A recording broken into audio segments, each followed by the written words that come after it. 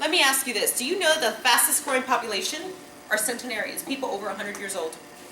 Did you know that?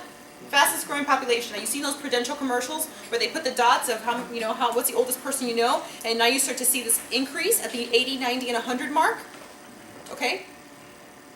And most people are going to live well into their 80s, 90, or 100, or 100 plus. Okay? Hallmark is now making cards 100 plus.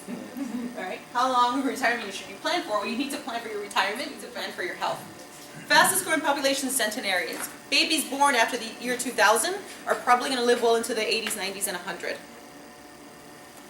Let's calculate your M-PYR. In front of you, there's a sheet of paper, and we're going to figure out what your M-PYR is, what your minimum potential years remaining are. Let's try to calculate that. Think about the oldest relative that you ever had. Could be a grandparent that ever lived. Might have passed already, but that ever lived. So you figured out what your M-PYR is. If you're happy with that number, great. And if you're not happy with that number, then you definitely need to be seeing me.